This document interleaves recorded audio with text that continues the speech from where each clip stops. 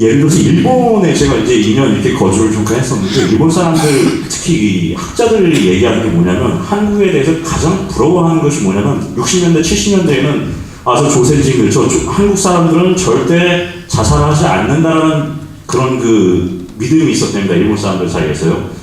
근데 최근에 조금씩 그게 이제 바뀌긴 했습니다만, 그래도 그때 믿음을 가지고 있는 이유가 뭐냐면은, 우리나라의 이 군대 제도, 20대가 되면은 어쨌든 고등학교 졸업하고 대학교 들어가서 그 사이에 군대를 갔다 온다는 것이 그 20대들이 집에 틀어서 박혀서 아무것도 안 하는 일본에 있는 뭐 그런 사람들 많지 않습니까? 그런 사회적 격리 현상이 생기는 거를 이 군대라는 그 대한민국의 그 모병제, 이 징병제도가 좀 막아주고 있다 이렇게 보고 있기 때문에 어떤 미국은 모르겠습니다만 적어도 한국하고 일본의 그 젊은이들을 비교해보면요.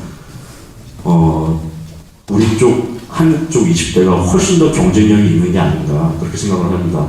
그리고 이게 남북한의 또 20대를 또 비교해보면, 이게 이제 비교 대상이 북한대는 조금 다른 것 같습니다.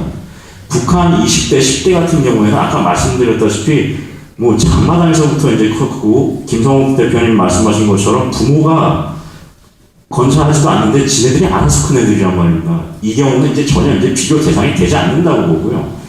그리고 이 통일 문제에 관련해가지고 우리가 이제 북한 먹여 살려야 되느냐고 이런 걱정들을 하시는데 이거는 젊은 분들이 해서는 안 된다는 얘기를 좀 드려야 될 것 같은 것이 우리가 왜 통일을 하려는가 이 목표는 북한 주민들에게 배고플 때 밥 먹을 수 있는 권리, 맞아 죽지 않을 권리, 자유롭게 생활할 수 있는 거주 이전의 자유를 주기 위한 거죠. 그렇기 때문에 우리가 안 되고 있는데 북한을 먹여 살리자 뭐 이런 얘기는 조금 좀 논의 대상이 돼야 될 것 같고요.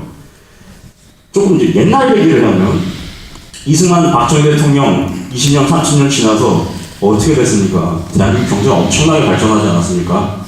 이승만 대통령 처음 대한민국 독립했을 때 우리나라 뭐 1인당 GDP 뭐 86달러가 7달러 아니었습니까? 아프리카에서 가장 찢어지게 못 사는 나라보다도 더 몇 배 더 못 사는 나라가 대한민국이었고 지금 이만큼 이제 2만 달러 넘어서 3만 달러까지 가는데 불과 한 60년 정도밖에 안 됐습니다. 한 세대만 더 참으면 되는 거거든요. 그럼 우리 세대가 북한 주민들을 위해서 아까 뭐 민족의 동질성도 얘기했는데 한 번은 이 우리 세대가 여기 지금 계신 세대가 저 같은 30대도 있고 김성훈 기자님 같은 40대도 있는데 한 번은 희생을 할 수밖에 없다라고 생각합니다. 이상입니다. 기자 얘기를 잠깐 드려보면 1991년도 UN 보고서에 대한민국과 가장 경제 규모가 비슷한 나라로 아프리카 가나가 나옵니다. 근데 가나가 한국보다 훨씬 유망하다고 나옵니다. 지하 자원도 있고 문맹률도 오히려 한국보다 낮기 때문에 2012년 보고서, 2013년 보고서는 아직 안 나왔고요. 그런데 2012년 보고서를 보니까 대한민국의 GDP가 아프리카 대륙 전체를 합친 것보다 더 많더라고요.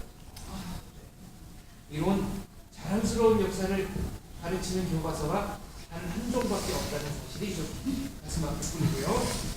청년부는 진짜 고3 같아요? 네, 맞습니다. 민증을 까야 되는 거. 저는 응답하라 인구구사의 3,000%가 상당히 과장된 거라고 생각했는데 꼭 그렇지도 않을 수 있겠네요. 남들은 몇 살로 복학생. 맥주를 가면 민증 부자 이런 얘기 안 하는 거예요. 예. 그게 아니라,